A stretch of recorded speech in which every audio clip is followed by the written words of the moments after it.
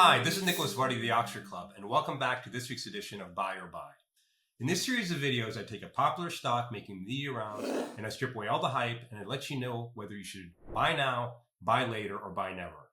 This week, I want to focus on one of the market's most powerful meme stocks. To quote columnist Thornton McNeary, the thing about meme stocks is that sometimes they move like meme stocks. Along with AMC, which I've covered in an earlier video, GameStop is a poster child for the social media-fueled trading frenzy that helped the stock price of this company skyrocket at the start of 2021. After reaching a peak of around $350 early last year, the stock slid to as low as $79 as recently as March 18th, after posting a surprising loss during the holiday quarter. So GameStop did what all great meme stocks do. It dropped 8%, and then it proceeded to more than double to about $190 over 10 straight trading days. But look beyond the stock price and you'll find nothing but trouble for the struggling gaming company. Not only is it being sued for $30 million in unpaid debt, but GameStop's consumer-obsessed strategy failed to deliver during the holiday season, during a time where video purchases are unusually large. Instead, it seems like the rise of GameStop stock recently has been fueled by a continuous stream of apes pushing up the stock and refusing to sell. Even Jim Cramer has tweeted out the apes hold rallying cry. So the question is, knowing that GameStop could rise or collapse at any moment for any reason, is it worth investing in? Is there a smart way to make money on this stock? Or should you leave the apes to their monkey business? Founded in 1996 and headquartered in Grapevine, Texas, GameStop Corporation, ticker symbol GME, provides games and entertainment products through its 4,573 stores in the United States, Canada, Australia, and Europe. The company also runs e-commerce sites under the GameStop, EB Games, and Micromania brands. So let me start with the bull case for GameStop. First, GameStop stock has shown rare resiliency in its 100% or so run-up during its current 10-day winning streak. This marks the second longest win streak since the 9-day stretch of gains that ended November 29th in 2017. By way of comparison, the stock's best ever 9-day performance was a 1,006.7% gain through January 27th of 2021. Clearly, GameStop is not your typical buy and hold stock. Second, co-founder Ryan Cohen recently stepped in and bought 100,000 shares of GameStop. This decision helped spark the recent rally. Cohen's RC Ventures bought shares at an average price of around $101.76, according to filing with the SEC.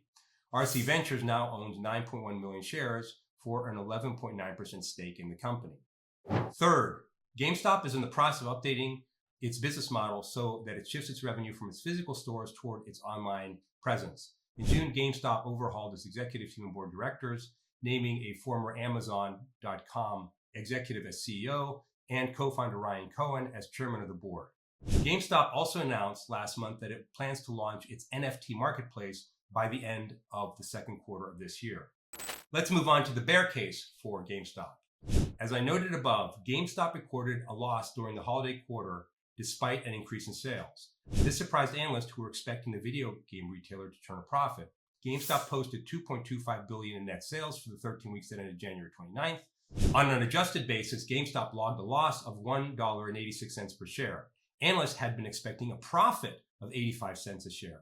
Said Wedbush security analyst Michael Proctor, if they can't make money in the holiday quarter, they're doomed. Second, GameStop Corporation stockholders may be enjoying the biggest rally of the year, but Boston Consulting Group claims it hasn't been paid about $30 million in fees for its work that, quote, set up the company on a more sustainable path back in 2019. Instead, Boston Consulting Group alleges that invoices went unpaid despite there being no legitimate dispute over BCG's full performance and fees coming due. It's never a good sign when a company can't pay its bills. Third, let's not forget the elephant in the room. GameStop's current business model is dead. Video game purchases are inevitably moving online, and no one goes to video game stores anymore. As a business, GameStop can't make any money even in the best of times.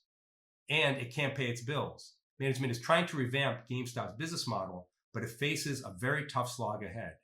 No wonder the median target price in the stock is $58.85, or 68.9% below the March 28th closing price. Here's the reality. The only life GameStop has in it is as a speculative token which bears absolutely no relationship to its fundamental value. Now, before I render my final verdict, don't forget to sign up for Liberty Through Wealth, a free e-letter I contribute to twice a week. Liberty Through Wealth is packed with strategies for building wealth and helping you live a more independent life. You'll also have a chance to read about my often contrarian views of the market. Just click on the link below.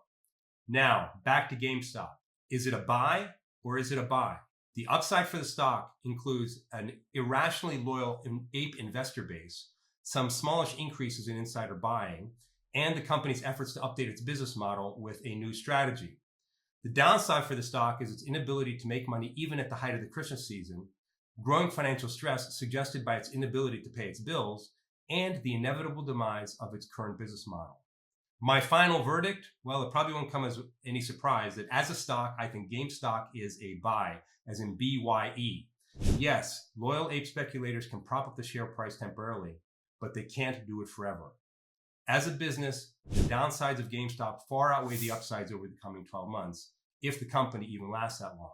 And for those of you who treat GameStop as a speculative token, consider that after now it being up 10 days in a row, it may be time for GameStop to take a breather. I'm just saying. I hope you enjoyed this episode of Buy or Buy. If so, please hit the like button below. I want to remind you that these are not recommendations actively tracked in any model portfolio.